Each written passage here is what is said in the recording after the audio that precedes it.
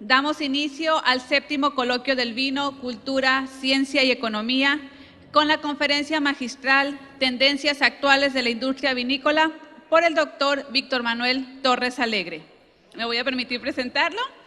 Él es ingeniero agrónomo, especialista en industrias agrícolas por la Universidad Autónoma de Chapingo. Cuenta con diploma nacional de enólogo por el Instituto de Enología en Burdeos, Francia, 2 certificados de maestría, además del doctorado en enología y ampelología de la Universidad Víctor Segalen en Burdeos. Ha sido enólogo y fundador de varias vinícolas, entre ellas Chateau Camus, Baron Balché, Cuatro Cuartos, por mencionar algunas. Y también es profesor de la Universidad Autónoma de Baja California, específicamente de la Escuela de Enología y Gastronomía. Por favor, brindémosle un caluroso aplauso.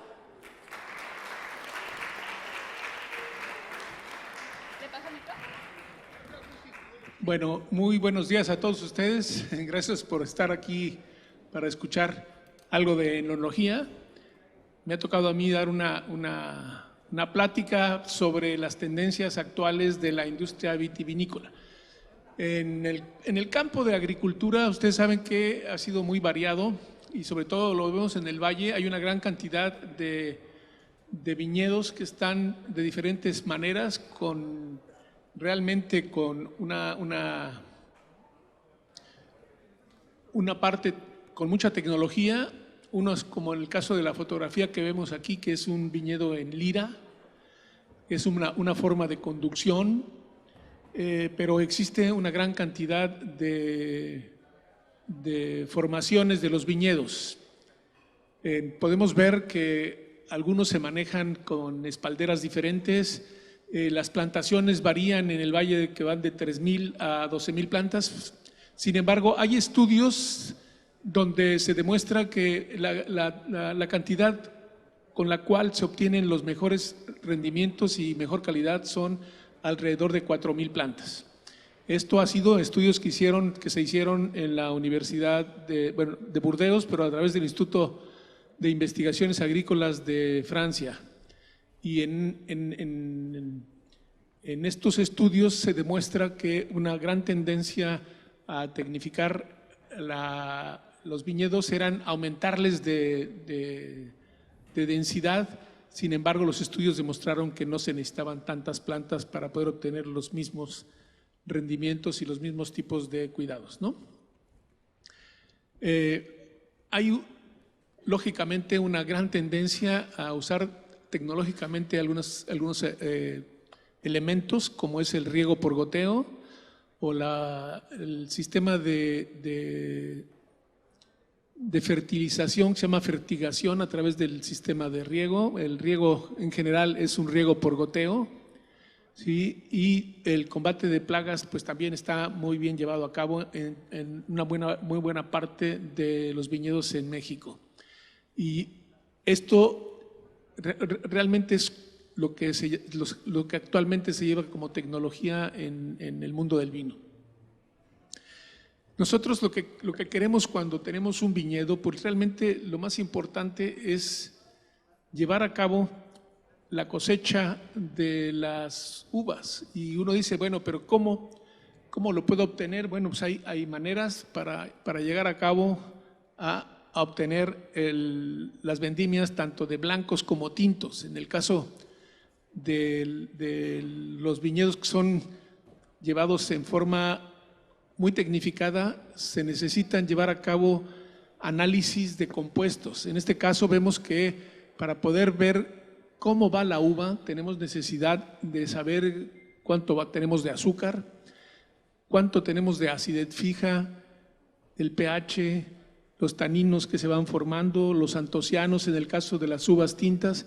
Entonces, sí se requiere un conocimiento de los diferentes análisis para poder llevar a cabo lo que nosotros podemos considerar un viñedo con tecnología de punta.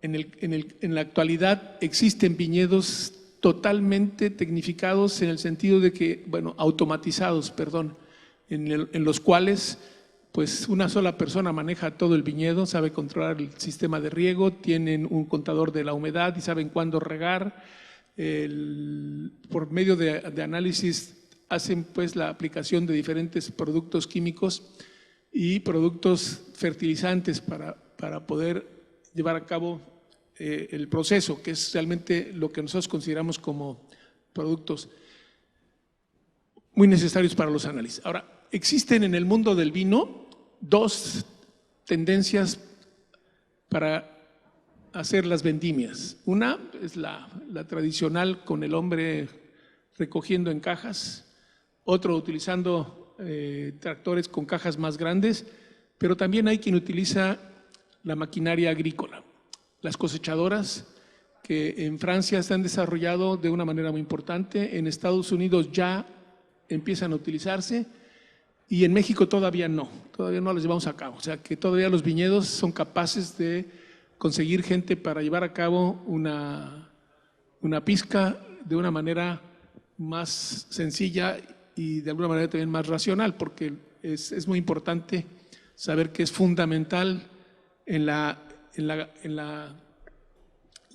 cosecha. Por ejemplo, en el caso de las uvas blancas, nosotros podemos pensar en una cosecha de día, pero tenemos el gran riesgo de que la luminosidad y el sol hacen que la uva blanca adquiera temperaturas muy altas. Hay que recordar que en los valles tenemos temperaturas entre 40 y 45 grados Celsius y entonces es muy, muy delicado porque la fermentación de las levaduras a partir de lo que viene del campo, pues estamos en condiciones de reproducción óptimas y entonces las levaduras empiezan a multiplicar muy rápidamente. Entonces lo mejor sería hacer una pizca de madrugada o definitivamente hacer una pizca de noche.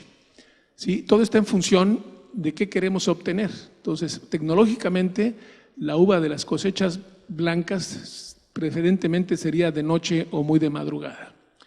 Ahora, realmente en el caso de una uva tinta, uno dice, bueno, pues no importa tanto. Bueno, no es que no importe, sí, la temperatura sigue siendo la misma. Y para hacer una buena entrada de una parte de la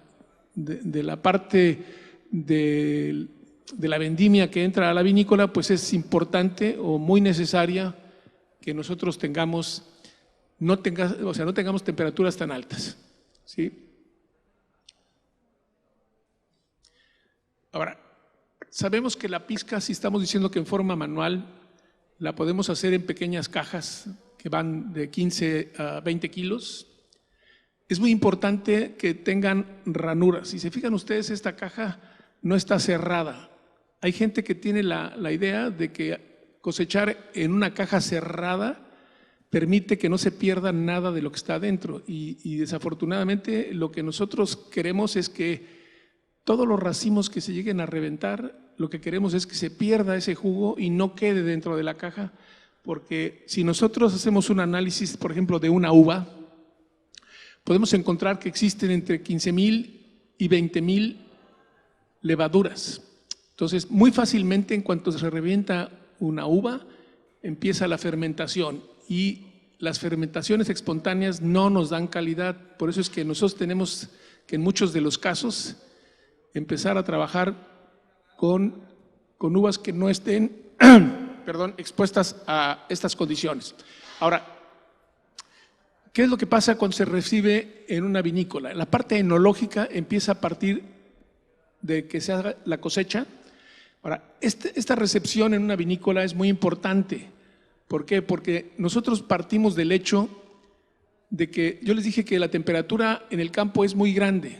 Entonces, lo que nosotros necesitamos es no llegar con nuestra uva y voltear las cajas en nuestros equipos o aquí, como vemos, en una vinícola muy grande, pues una recepción con unas tolvas, con una cantidad muy grande de tolvas. ¿Qué es lo que pasa en estas situaciones? Normalmente la caja, acuérdense que tiene una gran cantidad, o no cantidad, pero tiene insectos, tiene racimos reventados, resulta que ya empezó la fermentación en algunos de esos racimos y entonces no hay manera de separarlos cuando se utiliza directamente una caja para introducirse a la vinícola.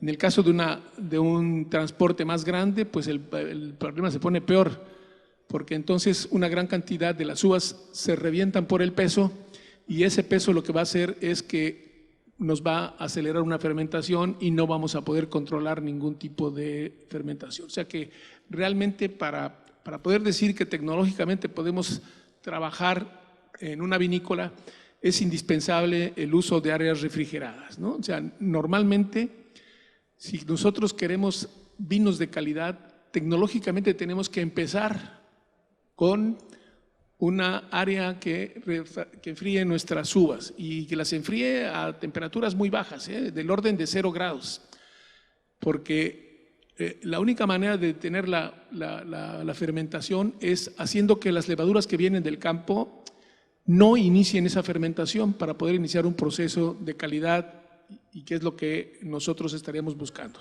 Normalmente, aquí podemos ver que en las salas de refrigeración pueden ser muy grandes o no tan grandes, pero siempre tiene que estar la uva fría cuando se inicie el proceso.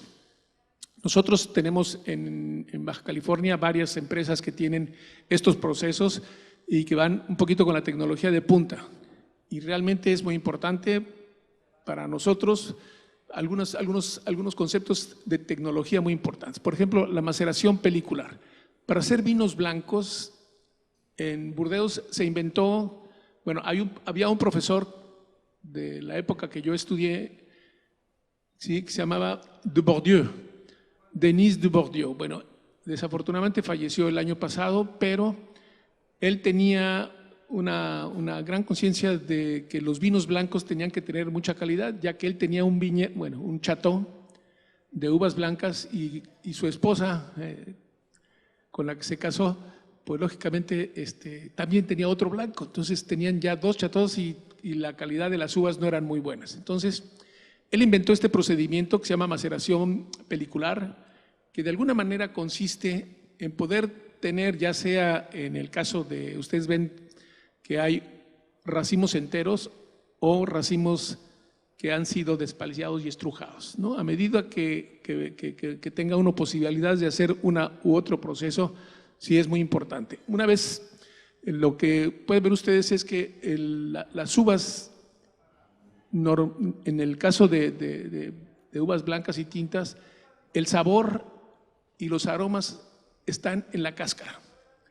Entonces, si nosotros sabemos que la fermentación de un vino blanco tiene que hacerse únicamente con el jugo, pues nosotros tendríamos que pensar cómo hacer esa ligera extracción de aromas y sabores. Y por esto es esto que se llama, repito, maceración pelicular, estando a temperaturas de 0 grados, nos ayuda mucho a que una pequeña parte, ya vieron ustedes, si regresamos un poquito, una pequeña parte de la uva se va a empezar a reventar por el peso de las propias uvas. Y en el caso de la uva despalillada y estrujada, bueno, ahí ya vamos a tener el jugo, pero eso lo tenemos que hacer con poco tiempo. Normalmente se considera que entre 10 y 15 horas son suficientes para que tengamos unos aromas extraordinarios.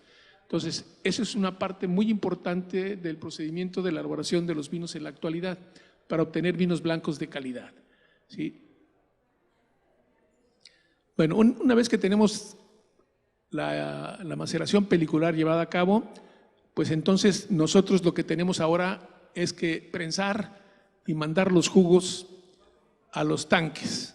En este caso no hay problema porque únicamente enviamos el jugo sin sólidos, pero aún así hay sólidos dentro del tanque. Ustedes ven ahí que la temperatura de los tanques sigue siendo de muy cerca a 0 grados y tenemos unos equipos que se llaman turbidímetros. En la actualidad, muy pocas empresas utilizan esta tecnología, que es simplemente ver cuántos sólidos se tienen dentro de un tanque para saber si es óptimo o no para fermentar. Los estudios que se han realizado en muchas universidades, tanto de España como de Francia, han determinado que las unidades con las que se miden estos aparatos son unidades nefalométricas. Y estas unidades nos permiten saber si tenemos sólidos suficientes o la menor cantidad de sólidos para poder iniciar una fermentación.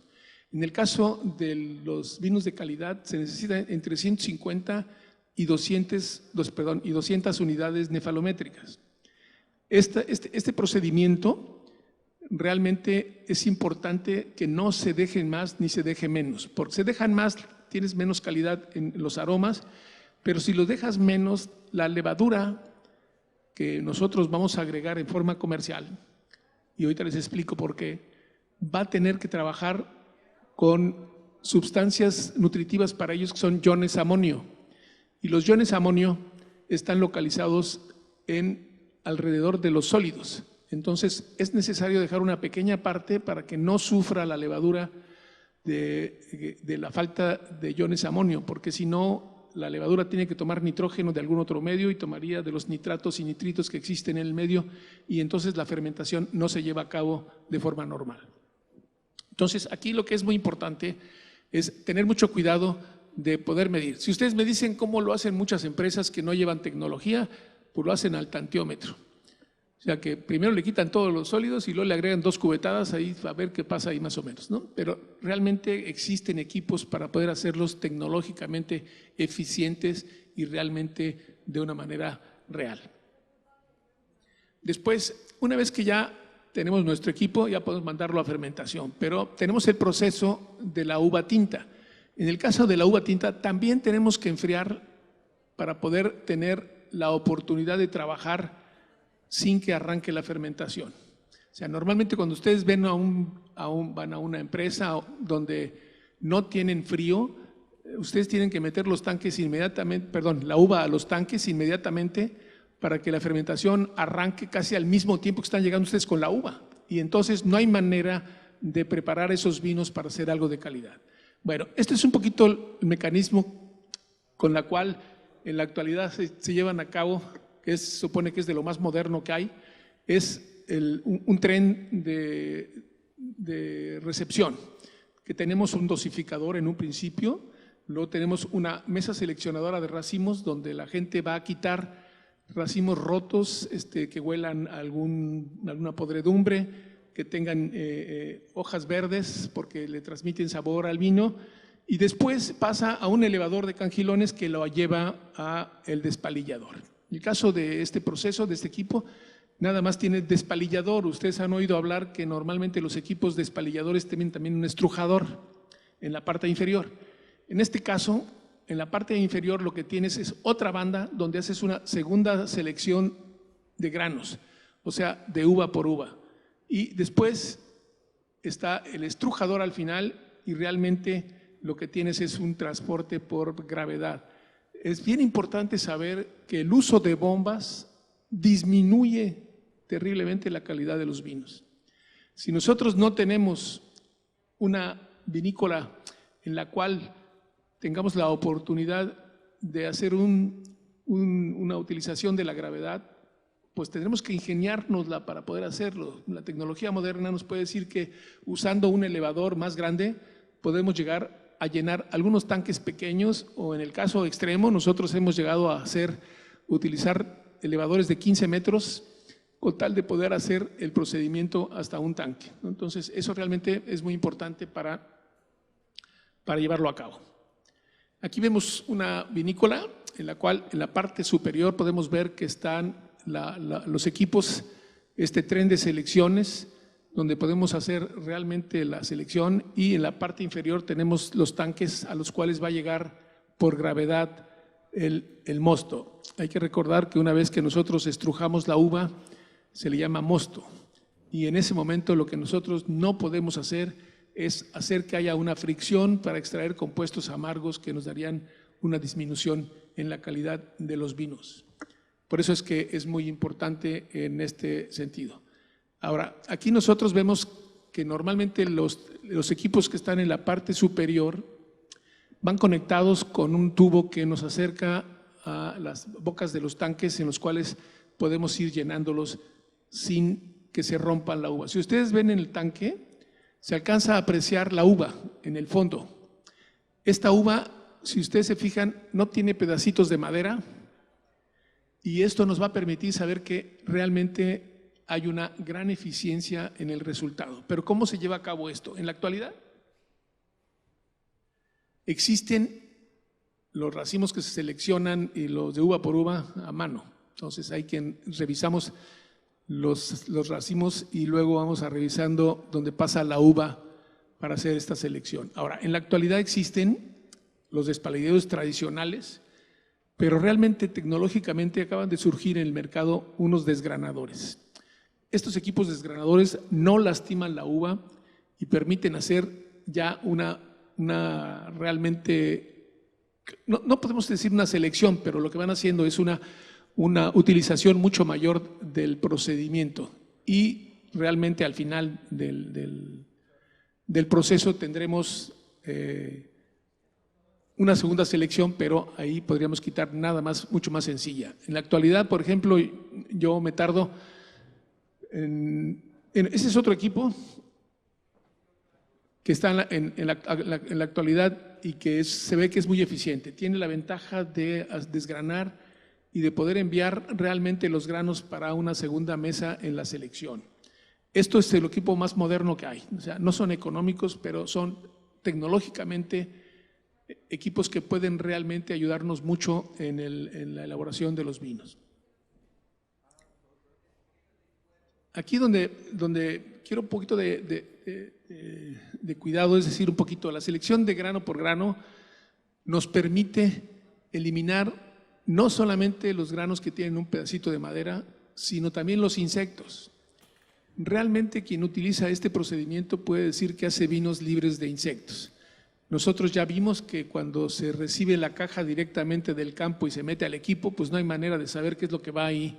Y pueden ir desde arañas, muchos insectos que van y que caen dentro del tanque, ¿no? Entonces, esos a lo mejor no van a echar a perder el vino, pero sí van a disminuir un poco el sabor para la calidad del vino, ¿no? Esa es realmente la parte muy importante en el caso de lo que nosotros consideramos que tecnológicamente es muy importante.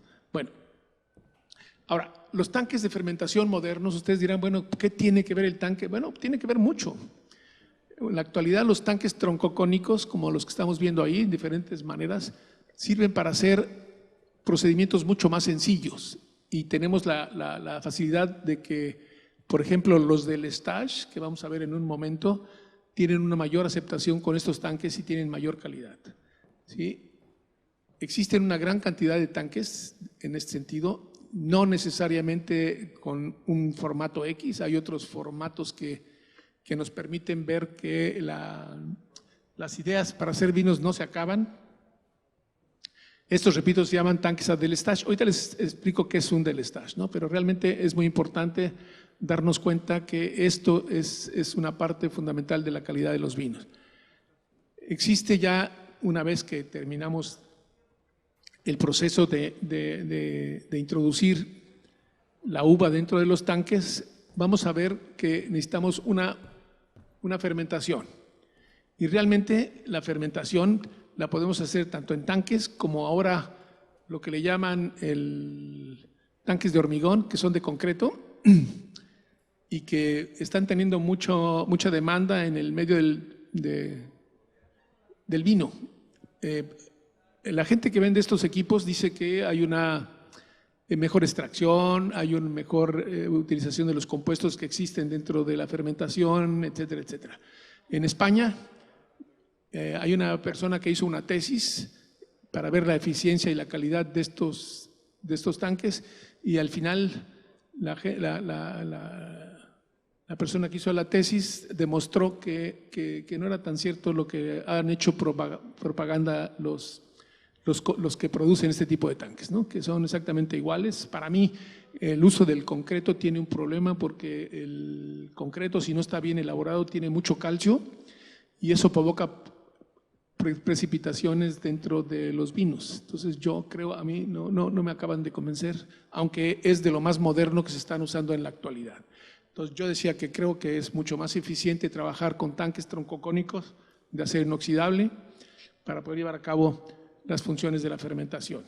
Ahora, normalmente, fíjense, hay un procedimiento que se llama maceración prefermentaria en frío, que consiste a que nosotros, ya les dije, habemos recibido la uva a temperatura ambiente pero lo metemos inmediatamente a nuestros refrigeradores y tardamos probablemente un día en bajarlo a cerca de 0 grados, ¿no? Entre 0 y 5 grados. Entonces ya paramos la fermentación, detuvimos todo lo que puede pasar y entonces ya empezamos a hacer el proceso que vimos de la selección. La selección se hace en frío, o sea que realmente mientras la temperatura afuera está de 45 grados, nosotros tenemos que usar guantes y chamarra para poder hacer el trabajo. Y una vez que nosotros enviamos la uva a los tanques, tenemos que continuar con la temperatura baja. ¿Por qué? Porque lo que nosotros queremos es realizar lo que aquí están viendo ustedes, que se denomina la maceración prefermentaria en frío. ¿Qué es lo que está provocando esta maceración en frío? Lo que estamos provocando es hacer una extracción de compuestos que no los puede hacer el alcohol.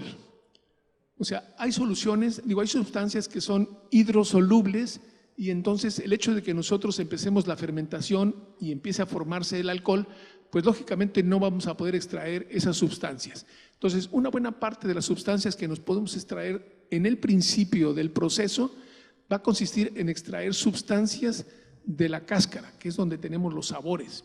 Entonces, si nosotros logramos hacer una maceración prefermentaria en frío, lo que vamos a lograr es tener vinos en el futuro que van a tener una cantidad de aromas frutales que no se van a perder nunca. Esa es la gran ventaja de este procedimiento.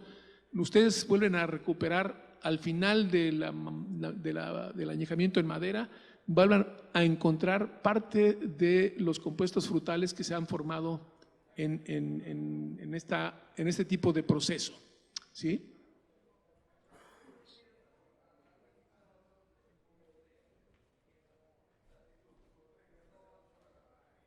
Bueno, entonces, fíjense, yo les digo, ¿por qué es muy importante que esté todo frío y que no arranque la fermentación? Porque la fermentación realmente nosotros la queremos iniciar cuando nosotros lo queremos y no cuando la levadura quiere empezar a trabajar. ¿Por qué? Porque en el campo no solamente existe Saccharomyces cerevisiae, que es la levadura con la que nosotros trabajamos o que todas las vinícolas trabajan, sino existen otros tipos de compuestos como Hansellula y otras levaduras que producen un poco lo que nosotros llamamos volátiles, que son sustancias de tipo de acetato de etilo y de vinagre. Entonces, estas sustancias suben en los primeros gramos de uva que se fermenta, porque estas levaduras tienen la capacidad de actuar muy rápido y sobrepasan a Saccharomyces cerevisiae. Entonces, ¿qué es lo que hacemos nosotros si tenemos nuestro tanque frío? Bueno, pues lo que vamos a hacer es que si no nos apuramos, pues sí, nos llega otra vez a ganar la levadura del campo, porque normalmente yo les dije que existen entre 15 y 20 mil células en cada uva. Pero ¿qué es lo que vamos a agregar nosotros? Vamos a agregar una levadura que normalmente se recomienda que son entre 10 y 20 gramos por hectolitro, o sea que por cada 100 litros se utilizan cantidades de 20 a 10 gramos. ¿Y qué nos va a producir esta pequeña cantidad de levaduras? Pues créanlo que es impresionante. Se producen entre 15 y 20 millones de células con estas dosis. Entonces, ¿qué es lo que estamos haciendo? Haciendo que exista tal cantidad de Saccharomyces cerevisiae en el medio que no pueda intervenir ningún otro tipo de levaduras. Por eso es que es tan importante el uso de levaduras y de bacterias seleccionadas de las comerciales. No importa la marca ni nada, es que existe, uno puede probar las diferencias y estar de acuerdo con unas u otras. Pero creo que sí es muy importante darnos cuenta que tecnológicamente es mucho más efectivo utilizar levaduras y bacterias seleccionadas que traerlas del campo.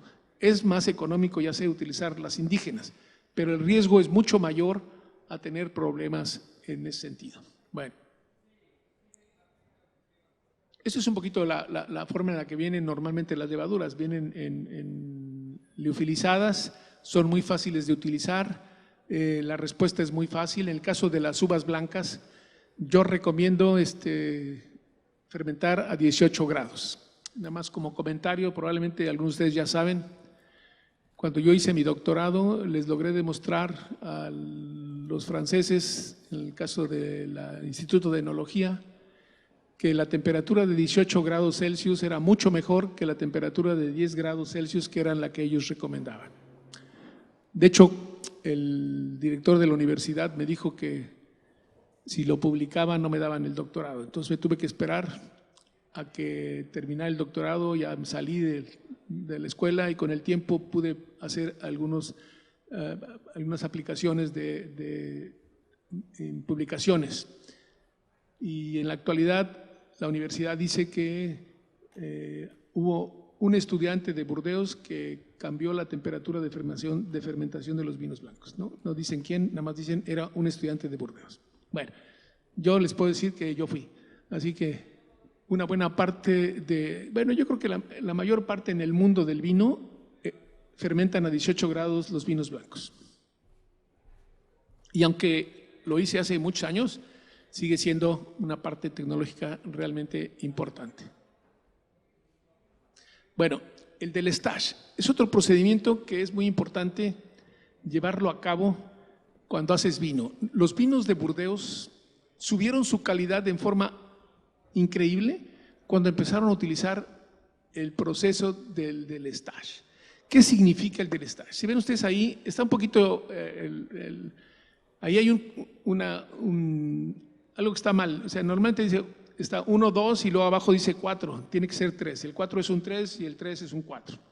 ¿Qué significa? Que nosotros podemos sacar el jugo de un tanque hasta que no quede nada, y una vez que eso lo tienes afuera, entonces lo vas a regresar poco a poquito hasta que lo integres completamente, ¿sí?, al tanque. Entonces, ¿qué es lo que va a pasar?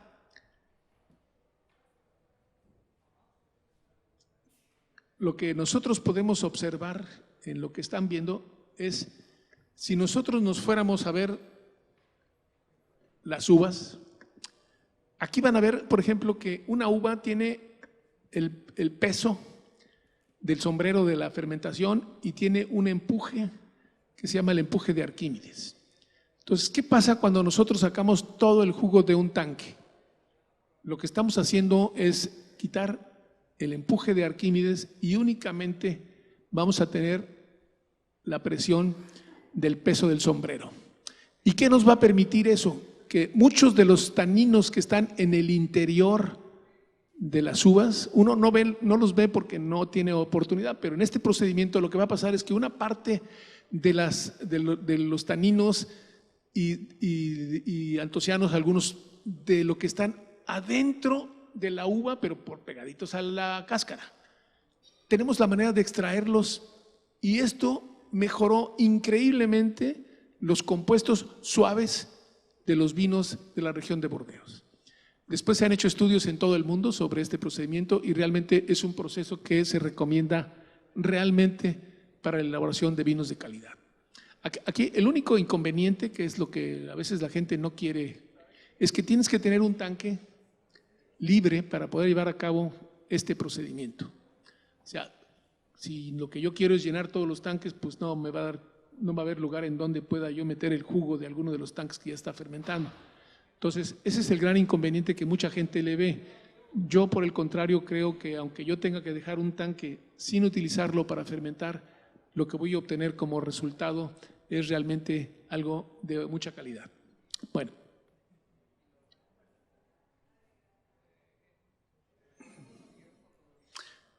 Otro aspecto muy importante es el uso de los remontadores que traten el sombrero con suavidad.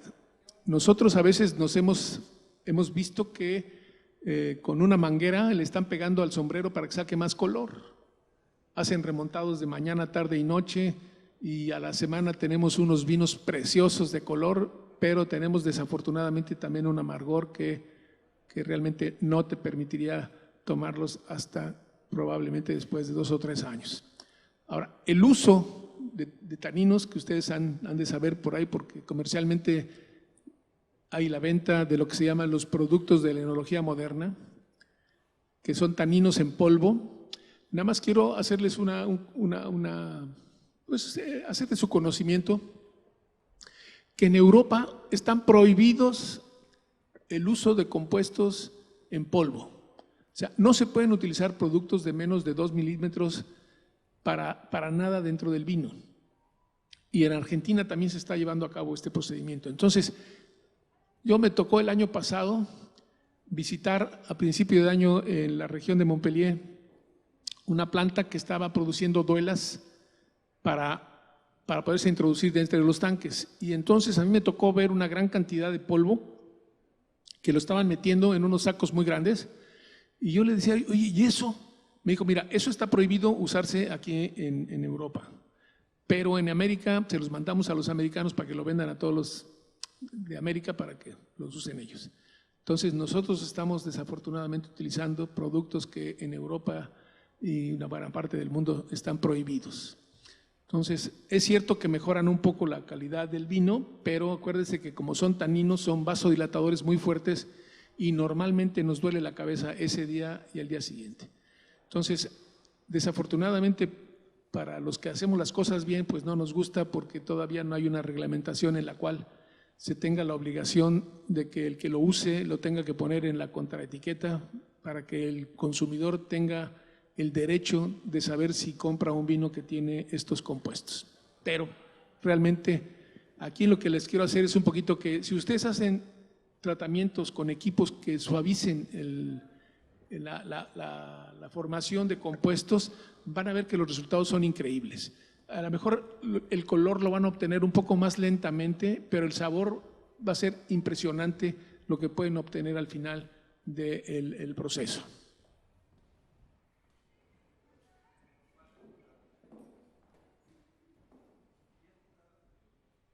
Bueno, algo que es muy interesante es la transformación maloláctica, porque aquí, bueno, hay mucha gente que le llama la fermentación maloláctica, nada más que no es fermentación porque la fermentación tiene que hacerse con levaduras. Entonces es una transformación, pero a veces tenemos muchas dificultades para llevarla a cabo. Y entonces algo muy sencillo es ponerle un calentador para subir la temperatura arriba de 20 grados. Cuando estábamos yo estudiando en Burdeos, se encontró que el problema principal de que las vinícolas llevaran a cabo la fermentación, la transformación maloláctica, era la temperatura. Entonces, si ustedes trabajan, o la gente que haga vinos y trabaja con temperaturas arriba de 20 grados, cuando agrega las bacterias, se van a dar cuenta que muy rápidamente se lleva a cabo esta transformación. Luego, en la parte del añejamiento vamos a ver que hay cosas muy interesantes. Aquí vemos que tenemos un equipo que se llama microoxigenación, que en el caso de las barricas se llama microclicage. Están agregando unas enzimas y después estamos bastoneando. Entonces vamos a verlas en forma individual cada uno de estos procesos. Fíjense. Gracias. Bueno, miren, aquí la microoxigenación es un proceso que se lleva a cabo tanto en tanques como en barricas. En tanque se llama microoxigenación y en barrica se llama microclicage. En Europa se inventaron estos compuestos para poder manejar realmente el vino y hacer que los vinos fueran un poco más accesibles al paladar. Esta parte aquí en el Valle solamente hay una empresa que tiene el microoxigenador en tanques y creo que hay muy poca gente que esté utilizando el microclicage. ¿Sí? El microclicage, si nosotros analizamos, aquí podemos ver el equipo que se introduce dentro de la barrica, se introduce un dosificador que lo pueden ver aquí y lo que hace es introducir el oxígeno. Pero ¿cómo lo introduce? Un poquito como si fueran peceras. Normalmente, aquí podemos ver, por ejemplo, eso es lo que nosotros veríamos si nos acercáramos como exactamente en una pecera. Se rompen las burbujitas de oxígeno y antes de que salgan de la barrica reaccionan con el vino. ¿Y qué pasa? Aquí, junto con el etanal, que es el acetaldehído, pues se forma un puente y se llama puente etilado, que normalmente nos ayuda a unir a un tanino con un antociano. esta molécula ya no se mueve, o sea que suaviza el vino y lo deja con un color fijo. Eso ya no evoluciona. Entonces, eso nos permite tener, con este procedimiento, una buena parte de nuestros vinos mucho más rápidos para poderlos tomar. Y uno dice, bueno, pero ¿qué es lo que estamos ganando? Bueno, mire, lo que estamos ganando es que en Europa, y muy particular de la zona de Burdeos, es que antes lo que hacían era comprar una botella, guardarla en su cava, sacar una de la cava y tomársela. Entonces, en la actualidad ya la gente no quiere hacer esto, ya no quiere gastar tanto en la cava y quiere vinos que estén más hechos para tomarse. Entonces, estos procedimientos que estamos viendo son un poquito para ayudar a que el vino esté listo mucho más rápido. Hay otro procedimiento que se llama maceración enzimática, que es la introducción de 2 enzimas a las barricas, y estas 2 enzimas realmente nos van a permitir que haya una liberación de polisacáridos y taninos dulces. El vino se vuelve más redondito, la suavidad y complejidad realmente es muy importante, y esto lo logramos únicamente con las enzimas, pero tenemos que tener,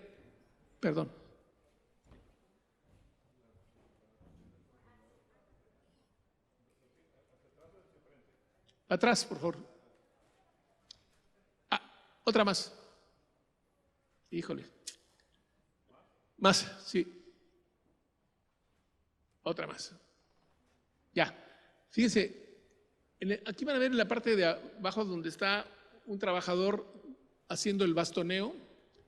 Lo que vamos a ver nosotros es que con estas enzimas que estamos introduciendo necesitan de alguna manera que no se queden en el fondo del tanque. Entonces lo que nosotros necesitamos es que exista este bastoneo que consiste en un movimiento de muñeca de 8 a 10 veces para poder hacer que los sólidos se pongan en suspensión y se puedan obtener algunas sustancias que son realmente importantes para la calidad del vino. Entre otros, podemos tener la formación o la extracción de ácidos grasos con 18 carbones, como ya sea con el 18 o 16 carbones, pero que realmente en el paladar nos dan una como intensidad que nos permite tener una suavidad en el paladar. Es un poquito lo que nosotros podemos tener.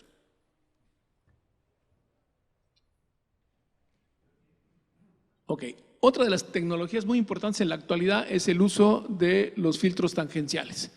Esto está sustituyendo los filtros de tierra diatomeas y sobre todo los filtros de placas que realmente son muy difíciles de manejar.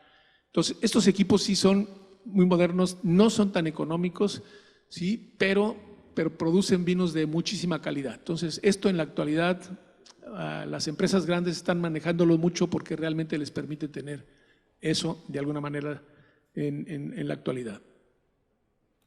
Bueno, aquí está un poquito lo que hacíamos del bastoneo. ¿Sí? Si aquí tenemos, mire, ahí se ve una barrica que tiene una tapa de un plástico transparente donde podemos ver cuando la persona está moviendo el bastón, pone en suspensión las sustancias que están ahí. Normalmente son levaduras muertas y lías finas. Las lías finas son, ¿se acuerdan que al principio les dije que a veces teníamos que tener un poco de sólidos en el tanque de los vinos blancos? Bueno, esas mismas lías serían las que están aquí. ¿Y por qué hay que moverlas? Ya les dije, hay que extraer compuestos, pero sobre todo para que no se forme el ácido sulfídrico, este olor a huevo que a veces se obtiene, se elimina usando este procedimiento, porque aquí no se necesita sacar el vino del tanque nunca, hasta que se vuelva a embotellar, se puede sacar, o sea, son 12 meses, 14 meses, y únicamente con el bastoneo logramos que se introduzca oxígeno y que no haya problemas. Y repito, puede ser con un bastón de madera o puede ser con un bastón de acero inoxidable. En el tinto, toda la gente piensa que nada más se tenga que hacer en blancos, también se puede hacer en tintos y de hecho es parte de las nuevas tecnologías llevar a cabo bastoneo en los vinos tintos. Ya sé que todo el mundo va a decir, pues imagínate la gente que tienes que tener, pues sí, pues la calidad cuesta, ¿no? O sea que hay que obtener cosas extraordinarias y realmente el bastoneo de los tintos, porque se hacen a principio un día sí, un día no, después de un mes se hace un día sí, 2 no, y al tercer vamos uno haciendo una disminución de este procedimiento, pero la realidad es que al final se obtienen vinos muy, muy agradables y que tienen una sensación muy grande. El uso de barricas nuevas, por ejemplo, a veces decimos, bueno, ¿para qué utilizar una barrica nueva si ya tengo una viejita que tiene un cierto uso? Bueno, es un poquito el saber qué es lo que quiero. Si yo quiero vinos que se van a consumir rápidamente, a lo mejor le puedo meter un porcentaje pequeño, pero si quiero que el vino dure, necesitamos barricas nuevas, ¿no? O sea, una barrica de los vinos blancos que yo elaboro, por ejemplo, tienen una duración de más o menos 20 años. Ya lo comprobamos, ¿eh? No crean que ya tengo vinos de 94 blancos que están sin problema. Entonces, ¿qué es lo que tenemos? Bueno, pues ponemos la oportunidad de que los compuestos que ceden la barrica son los que van a reaccionar con los compuestos del vino y van a permitir que el vino dure 20, 25, 30 años, ¿no? Ahora, ¿qué es lo que puede hacer que nos dure ese tiempo? Bueno, pues la parte muy importante es que nosotros tenemos que, el caso de las barricas, añejar en una cava refrigerada en la cual se disminuye el costo de electricidad, se mantiene mucho más fácil el frío sin tener el costo. Ya nosotros en el caso del verano tenemos cavas para barricas y para botellas que tienen temperatura y humedad controlada en el caso de las barricas y temperatura en el caso de la botella. Entonces, los costos en el verano, ya les decía yo, con 45 grados al exterior tenemos una gran cantidad de costo por electricidad. Sin embargo, con utilizar cavas enterradas, pues lógicamente lo que vamos a tener es una menor cantidad de producto en el campo, ¿no? Y el costo mucho menor. Ahora, aquí voy con algo que a lo mejor no tiene nada que ver tecnológicamente, pero fíjense que yo he detectado que mucha gente no enjuaga las botellas nuevas para hacer el embotellado, ¿sí? La gente cree que porque son nuevas, las fabricaron ayer y las limpiaron todas para que estuvieran perfectas. Nosotros hemos encontrado residuos de cucarachas adentro de las barricas, de las botellas nuevas, y se ha detectado también en muchos casos otro tipo de compuestos. Entonces, es indispensable que para que se obtenga un vino de calidad tiene que enjuagarse las botellas, ¿no? Normalmente los equipos muy modernos, pues todos tienen enjuagadoras, pero en el caso de las vinícolas pequeñas sí hay que dar una lavadita, porque si no tendríamos que hacer, como les dije, reportar atrás, digan, esa botella no se enjuagó, y se ve muy feo, ¿no? Entonces, a mí me ha tocado ver en Canadá y en otros lados que se embotella sin enjuagar, pero realmente es un procedimiento que no debía de ser, ¿no? O sea, realmente yo creo que es muy fácil y muy sencillo hacer una enjuagadora o tener una enjuagadora. No son caras y realmente se pueden hacer cosas muy increíbles. El corcho. El corcho es otro de los tratamientos específicos de calidad en la actualidad. En la actualidad ya empresas han empezado a utilizar tapones que son seleccionados uno por uno para que no exista bretanomices, por ejemplo. Pero la cuestión es que esto nos ha permitido que tecnológicamente se haya un avance muy grande en las botellas, porque antes, híjole, cuando iba uno a una cata tenía que estar esperanzado que no le tocara a uno una botella de… Fíjense, yo tengo una botella que desafortunadamente pues es la más cara de mi línea, bueno, la más costosa. El precio al público es de 1,600, casi 1,600 pesos. Imagínense que estaba yo presentándola y resulta que abro una botella y, híjole, encorchada, y abro la segunda y también. Entonces es terrible el problema que te puede causar, porque no es tanto que sean las dos botellas, sino el problema que la gente que quiere comprar tu producto vea que el producto está saliendo así, ¿no? Cuando es muy pequeña la cantidad que hay de ese problema, pero es importante tener en cuenta que ya en la actualidad hay empresas que están manejando una absoluta liberación de lo que se llama el vino encorchado, ¿no? Que son bretanomices. Y realmente, repito, eso va muy adelante y también se considera como algo lo tecnológicamente muy importante. Y finalmente las cavas para guardar las botellas, pues sí necesitamos otra vez que se guarden con mucho cuidado dentro de cavas donde esté controlada la temperatura y podamos tener la seguridad de que el vino va a evolucionar en forma natural. Pues muchas gracias. Esto es. Preguntas.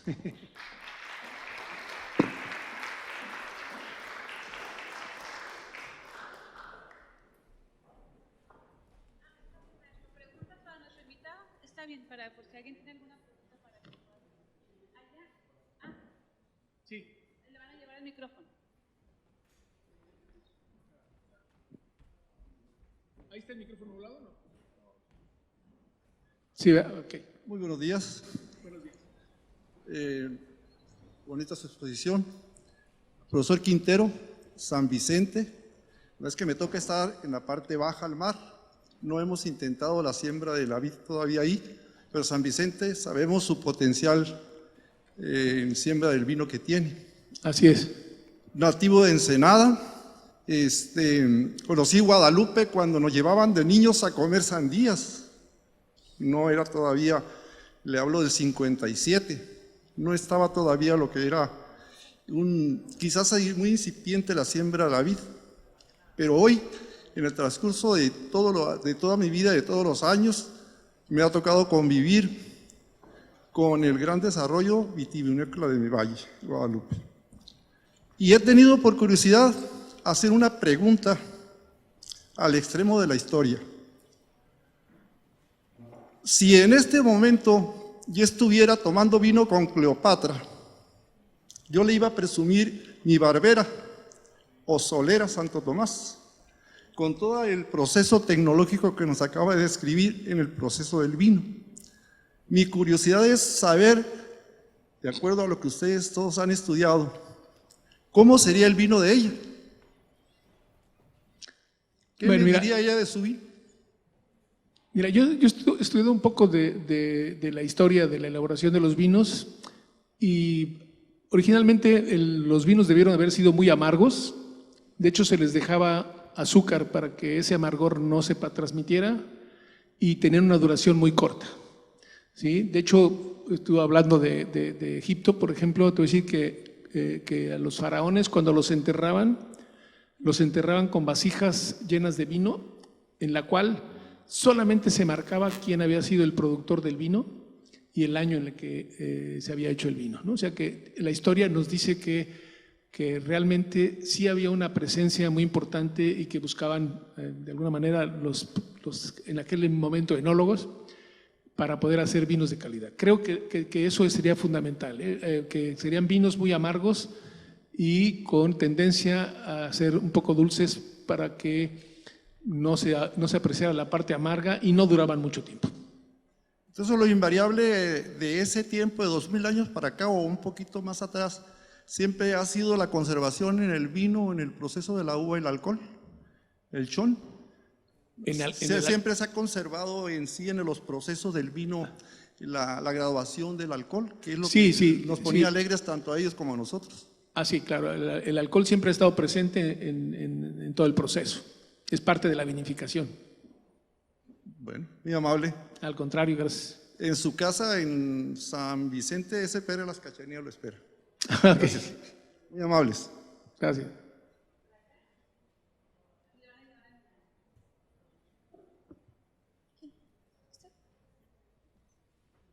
Pues felicitaciones, doctor, por la presentación. Y pues creo que va ligado con la pregunta anterior. Y esto porque está muy de moda nuevos procesos también para hacer el vino.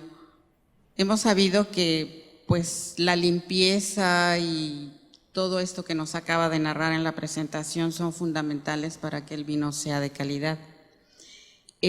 Ahorita está muy de moda hacer los vinos sin tener que inocular con una levadura especial. Se están haciendo ya con levadura indígena. Y me preguntaba un poco lo que la persona anterior, si los vinos desde la antigüedad se hacían, pues ya vimos con lo que comenta, ¿Cómo es ahora este proceso que está muy de moda, el hacer vinos con la indígena, y qué con respecto a la calidad? Mira, yo te voy a decir una cosa que da la impresión que sea algo muy nuevo, ¿sí? Cuando yo estudié en Burdeos, estoy hablando hace casi 40 años, todas las investigaciones y todo lo que se hacía era con levaduras comerciales. O sea, ya se había abandonado, aún en la zona donde se supone que en Burdeos hay cientos de años, donde no había cambiado, o sea, que ya hay levaduras que casi son de la región, aún así, nosotros, bueno, en el Instituto de Enología se recomendaba que se utilizara la levadura comercial, por lo que yo decía sobre la formación de algunas sustancias volátiles que no son muy agradables. Sí se puede hacer, y ojalá pudiéramos la oportunidad, pero lo que yo te decía era que para poder eliminar esas levaduras que trabajan en los primeros grados de alcohol, son 2 o 3 grados de alcohol con los que trabajan, pues es una manera no muy cara, porque además no son caras las levaduras. Digo, hay unas que son muy caras y otras no, pero me refiero, eso es. Mira, yo te voy a decir otra cosa que es muy importante. Yo cuando estaba en Burdeos, compré un libro de 1849, 100 años antes de que yo naciera. Y lo que describe el vino es como se hace el vino en Ensenada en la actualidad. Y dice uno, no hombre, estamos re bien, pues es tradicional. Sí, nada más que la parte de la fermentación, creo que esa parte la conocemos muy bien, pero donde no hemos puesto atención es el antes y el después, el que sea prefermentario y el que sea postfermentario. Entonces, muchos de los trabajos que se hacen en la actualidad como enología moderna tienen que ver un poquito con esos dos lados de la fermentación. Lo demás se conoce muy bien, y te obtienen resultados, pero espectaculares tienes que manejar esas dos partes, ¿no? Ese es lo que yo te puedo decir de eso.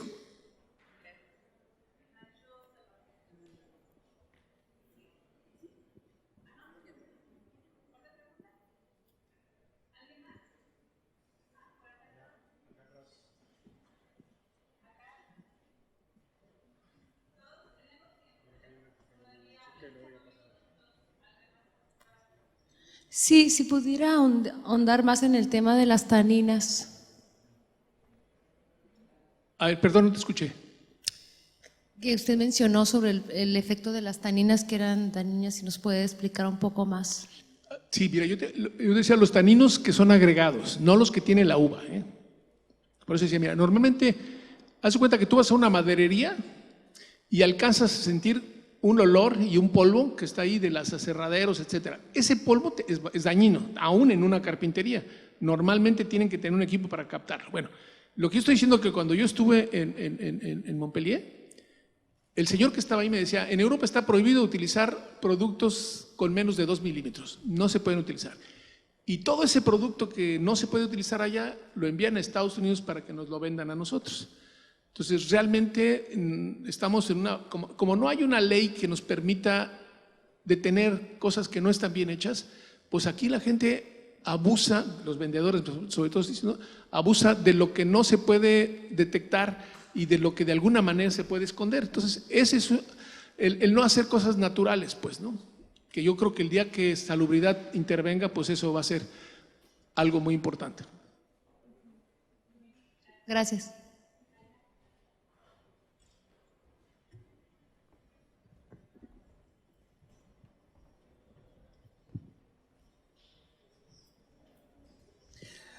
Buenos días, soy Rondolfo Viñali, soy cirujano oncólogo, amante del vino. Le felicito por su plática, muy didáctica. Disculpe que me perdí en el momento en el que después de cortar la uva, y entiendo que hay varios procedimientos para despalillar, pero en donde me perdí fue en el momento que dice usted, no sé si le puso metabisulfito de potasio para eliminar todas las levaduras, bacterias o todo lo que traiga. Y este momento en el que usted comenta que baja, no sé si ya le diga mosto o todavía sigue siendo la mezcla, de uva macerada, que la baja usted a 0 grados para extraer aquellas sustancias, no sé si serán polifenoles o flavonoides o taninos o no sé qué será. ¿Cuántos días deja usted la uva a 0 grados antes de empezar la aplicación y la fermentación alcohólica? Mira, normalmente nosotros lo que hacemos es enfriar la uva, te dije cerca de 0 grados, no le ponemos metabisulfito, el frío permite que puedas dejar la uva sin aditivo, y una vez que nosotros despalillamos, que es la separación de la uva de lo que se llama la greña, en ese momento, como se tiene que reventar, porque si no revientas la uva, tienes el problema de que se lleva a cabo un proceso de fermentación que es la maceración carbónica. Entonces, nosotros no queremos eso, entonces nosotros sí reventamos la uva, aunque sea ligeramente, pero tenemos mucho cuidado de antes de que se reviente, no utilizar metabisulfito o sulfitos. Realmente lo hacemos hasta que no se revienta la uva, es cuando utilizamos el antiséptico. O sea, normalmente nosotros empezamos el proceso un día a más tardar después de que enfriamos la uva, pero en la maceración prefermentaria lo dejamos entre 5 y 6 días a 0 grados, antes de empezar la fermentación. Nada más que ahí, ese mosto, sí, ya se llama mosto, cuando se revienta, sí tiene ya la cantidad de los sulfitos para que pueda fermentar de una manera interesante, ¿no? Muy bien, gracias. El doctor Guillermo tenía también una pregunta. No, ya no. ¿Alguien más? Varias manos levantadas hace rato, ¿ya no? Sí, por acá. Es que han ido respondiendo en el proceso. Buenos días, soy Luis Ángel Román, vengo de la Escuela de Enología y Gastronomía, primer semestre. En la maceración pelicular, usted dijo que la uva le llevaba a 0 grados para extraer el jugo, pero también comentó que la cáscara se encontraba el aroma y el sabor. ¿Qué procedimiento se usa para extraer eso? Precisamente es la maceración pelicular. Lo que yo les enseñé es que cuando ustedes tienen que meter la uva, está fría para que no arranque una fermentación. Entonces pueden llenar una prensa con la uva entera y el peso va a reventar algunos racimos en el fondo y esos racimos van a entrar en contacto con la cáscara. Si por el contrario lo que haces es una despalillada y una estrujadora y metes, ya está rota la uva, entonces se lleva a cabo la maceración, pero lo tienes que hacer en tiempos muy cortos. En el caso de la uva entera, normal lo dejamos 15 horas nosotros. Y en el caso de una uva despalillada y estrujada, podría ser nada más unas 2-3 horas nada más. El chiste es que no se amargue el vino. Por eso es que uno tiene que tener mucho cuidado en el tiempo, sobre todo cuando está reventada la uva. Bien, muchas gracias. ¿Ya no hay más preguntas? Bueno, en ese caso agradecemos la participación de nuestro invitado y a continuación solicitamos la presencia del maestro Saúl Méndez Hernández, subdirector de la Escuela de Enología y Gastronomía, para entrega del reconocimiento. Gracias.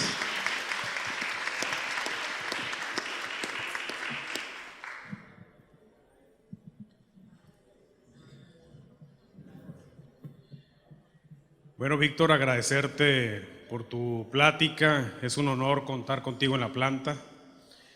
Siempre ilustras algo que le da renombre a esta zona, que es la elaboración de vinos.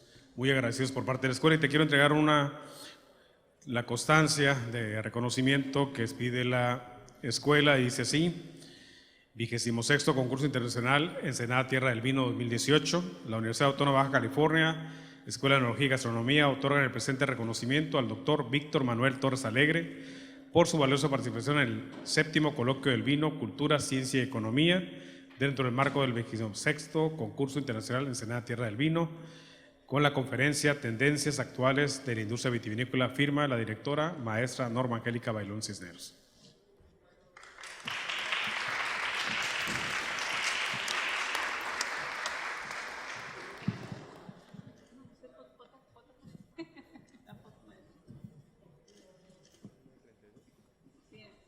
Muchas gracias. Gracias nuevamente para nuestro invitado. Un aplauso para él, por favor.